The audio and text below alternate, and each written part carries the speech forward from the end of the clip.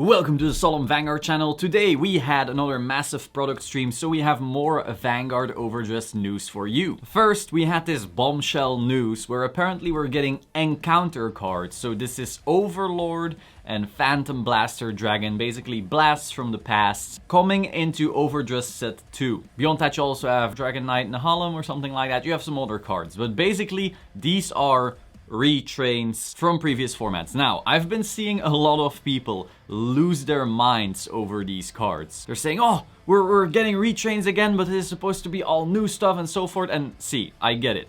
Back in V, everything was a retrain. We were all talking about the nostalgia pandering, and that was actually an issue. However, in my opinion, this is really not that big of a deal. In the end, you need to understand that Vanguard is forever gonna be, as an IP, the brand with Blaster Blade and Dragonic Overlord. You just cannot get around that at all. The same way you can't divorce Pikachu and Charizard from Pokemon, and Dark Magician and Blue Eyes White Dragon from Yu-Gi-Oh! Your card game needs certain figures that people remember. Now, that doesn't mean that you need to milk that 24/7 like we had in V. That also doesn't mean that we need to completely shun it in Overdress. Right now, we are getting 99% new cards and 1% whatever this is, and that is a totally fine balance. Whereas back in V, it was the other way around. 99% retrains, 1% new cards. So this is really fine. I don't think we need to lose our minds over this. Beyond that, they said that apparently it'll be until March next year before they print any other encounter cards. So this is definitely going to be something that does not happen often. This is just their way to show, hey, look, we still remember these units, and that's really not that big of a deal in my opinion. Beyond that, they specified that these will only be usable in the Overdress format and the premium format, which is already the case for all Overdress cards, but I guess they had to specify it because these also are clan specific.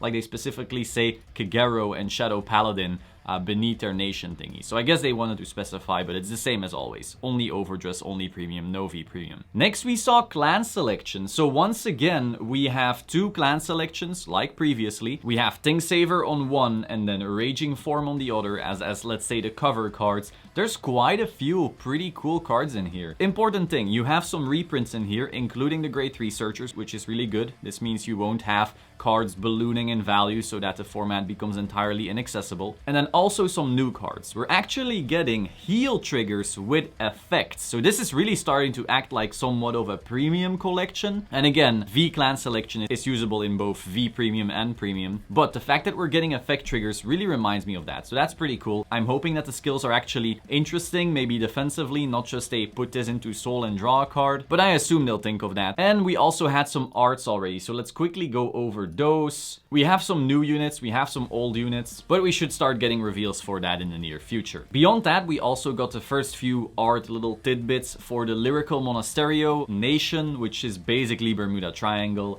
We have the trial deck for that, and interestingly, this person has legs, so it's not just mermaids. Or maybe it is a mermaid in human form, I don't know. And we have the booster set. Now, as you can see, again, it's not just mermaids. We have a cat girl, if that's what you're into. Personally, I know a lot of people are super against Bermuda. I personally don't care. Like, I play them in premium because they have very versatile skills usually. So I'm just excited to see what these cards bring to that. I don't have any seething hatred or love for Bermuda whatsoever. If they have cool skills, I'll play them. Finally, we also have a new collab set. We have a Shaman King collab. I'm pretty torn on this one. On the one hand, I'm a fan of Shaman King. It was one of my favorite anime back when I was a little kid.